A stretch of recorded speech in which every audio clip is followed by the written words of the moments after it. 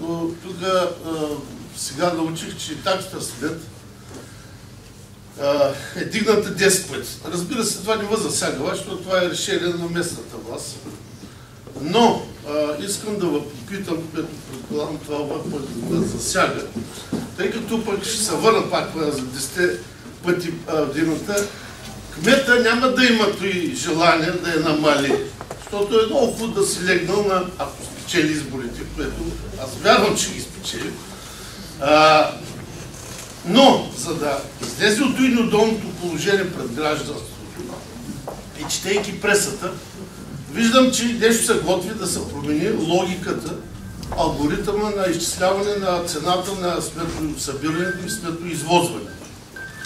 Понеже аз съм много потърпеш относно това нещо, тъй като сам се извозвам смета от собственик на една пинарска изборка и се надявам, че ще се промени това нещо, защото има много неточности, много нелогизми.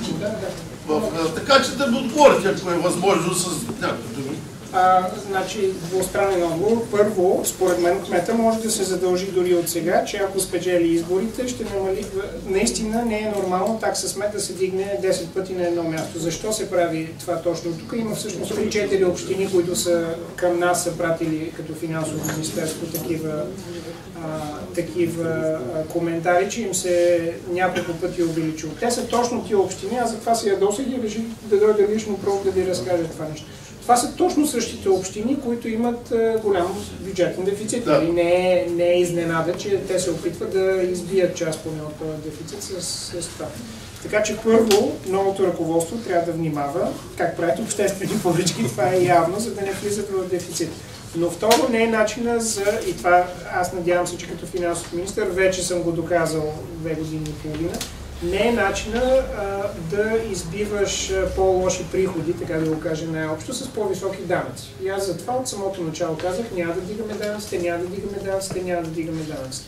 Защото като дигнеш данъците, вече говоря и за конкретния данък тук, получаваш малко повече приходи, но пък убиваш бизнеса, което те удря в следващата година. Така че общо взето се радваш за няколко месеца, след което никой не се радва. Така че според мен е редно част от изборните обещания също да са свързани с данъци, защото това за мен е важно, това ми е като препоръка. А другата част, да, действително, мисля се промяна на начина на изчисление на този данък, защото освен като изключим това колко подигат общините или не, сегашният начин на изчисление, който е благодарение на Иван Костов, като държа да кажа, той е бил финансов министър, това като са го измислили като идея, той ощетява най-общо казано бизнеса като цяло, ощетява също особено бизнеса, който е по-високо технологичен най-общо казано, защото сметката е на квадратен метър, а не на колкото реално или на стойност, данъчна стойност. Но тя стойността до някъде е свързана с квадратния метър. Така че да, правим сметки или по-скоро правим разработка, това да се смята по различен начин. Но междувременно, докато правим тези сметки, защото дали ще могат да влезат от началото на следващата година или малко по-късно, вече е въпрос и на разговори с Европейската комисия, но ние вървим по този път, уверявам ви. Междувременно, според мен, в тия общини, те не са много, те са 4 общини, мисля, в България, които така на много са решили да увеличат данък смет. Трябва да са много по-смислени и да кажат, не е това начинът да действаме и да го не само предизборно да обещават, а и реално да го намалят, като влязат на власт. Вие трябва да им помолите да ги мотивират, защото ти мисля, че аз избягвам да се меся в изборните обещания, но мисля, че по-ясно от това не мога да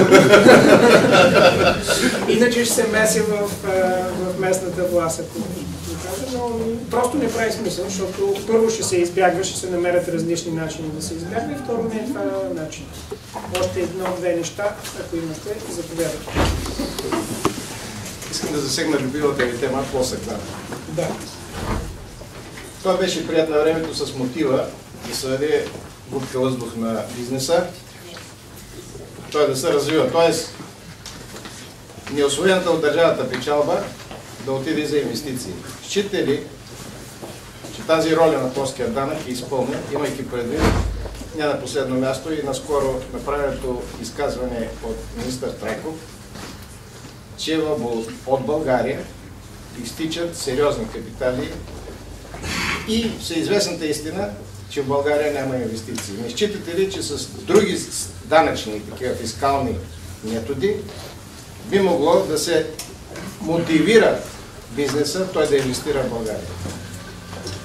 Благодаря. Дали плоския данък си е изиграл тая роля? Моят отговор, макар че аз съм привърженик на този тип данъци, е не. Не защото плоския данък по принцип не може да изпълнява тази роля, а защото то е свързано не толкова с начина на данъчно облагане в България, с факта, че дълги години в България, как да го кажа, голяма част от бизнеса не е чист бизнес. И те всъщност дори да имат парите, те не искат да си ги вложат в България, или поне чисто не искат да си ги вложат в България, защото не са си ги получили по честен път. Най-общо така да кажа. Пример, има много примери, от напоследък най-любимият ми пример е Ковачки. Ковачки не е имал данъчна проверка от много дълги години. Неговите фирми по-скоро не са имали. Лятото тъкмо, като си пътувахме насам и ядяхме калкан, 4 месеца се занимавах и с това, директно малък екип, да се занимава само с неговите свързани фирми. Над 50 фирми преди месец, мисля, че сте чули по медиите, направихме запор и се оказа, че той дължи на държавата близо 200 милиона лева. Това, което сме намерили, което долу-горе може да го хванеш официално. Той по време, особено на Тройната коалиция, е станал, както знаете, един от най-крупните бизнесмени в България, държи голяма част от енергетиката. Ни това, което са продали не само от Тройната коалиция, дори при НДСВ. Той е човек, поне при предишните ръководства, явно са му давали да прави каквото си иска, чрез приватизации и тем подобни. Той по принцип би трябвало да инвестира доста в България. Тук не му е обаче виновен плоския данък, а му е виновно това, че той като си знае човека, че не си е изкарвал парите по честен начин, или част от тия пари по честен начин.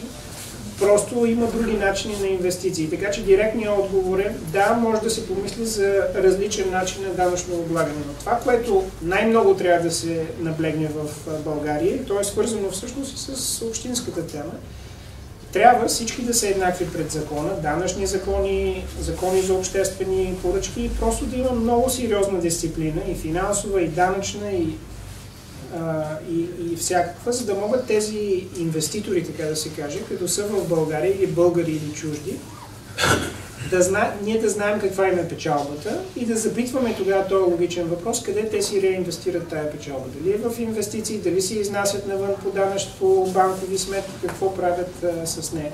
Защото иначе, ако тръгнем да сменяме данъчната система сега, аз не исках да я сменям заради кризата, защото по време на криза, като почнеш да сменяш данъчна система, не знаеш просто откъде ще ти избие. Така че за промяна на данъчна система се мисли, като вече си излязъл от кризата. Това е едно правило, което аз съм научил.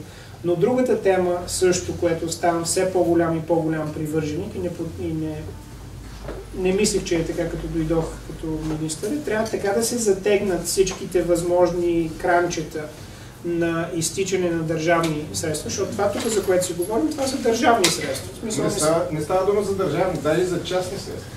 Да, това ще е така, но общински средства, държавни средства.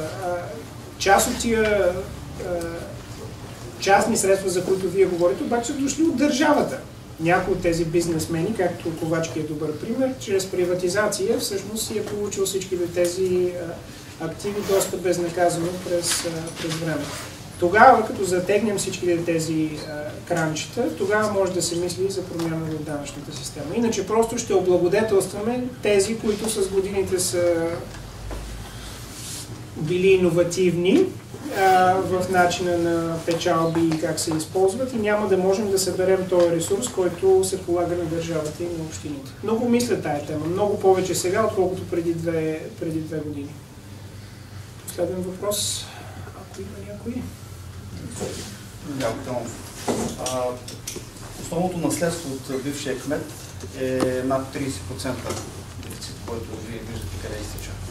оставите ли това на новото ръководство или може да помогнете по някакъв начин? Конкретно за дефицит, който вече е натрупан, държавата не може да помогне, просто понеже тогава излиза темата един вид лоши кметове ще имат възможност да продължат да участват в общественото пространство, понеже общините ще знаят, че колкото и да е лош предишния кмет, като дойде един по-кадърен кмет, тогава държавата ще ги изважда от това положение. Така че аз в темата финансова дисциплина, данъчна дисциплина не можем конкретно по тази тема да направим и всъщност и не искам като финансов министър да направим нещо. Това обаче, което можем да направим е всички тези проекти, за които с годините се е говорило, пристанището е един пример, манастира е друг пример, има много примери. Строенето на буните, за където ходихме в Ахелой е трети пример и така нататък.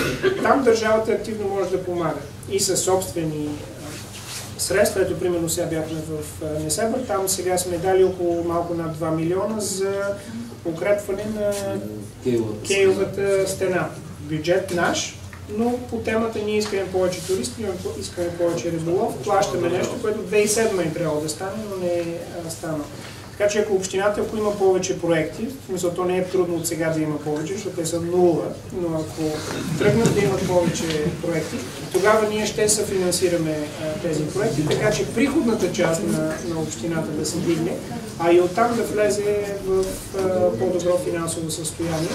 Но на новия кмет определено няма да му е лесно. Аз съм му казал, че поне 2 години ще се бори, както аз като финансов министър, като дойдох и като погледнах какво е състоянието и тежка история. Виждате, че вече 2 години много се борим, но стигнахме до някъде. Ето вчера, може би сте чели, дадоха на България една от двете награди за Средна и Източна Европа заедно с Полша за най-добро справяне с финансово-икономическата криза. В смисъл сме пред Унгария, пред Чехия, пред Словакия, Словения, Румъния и така нататък. И показваме пред Латвия, Литва, показваме, че нещо може. Но ми трябваха 2 години. На новия кмет тук ще му трябва поне 2 години да излезе от това. Там не можем директно да помогнем. Но можем да помогнем с новите проекти, те ще създадат новите приходи.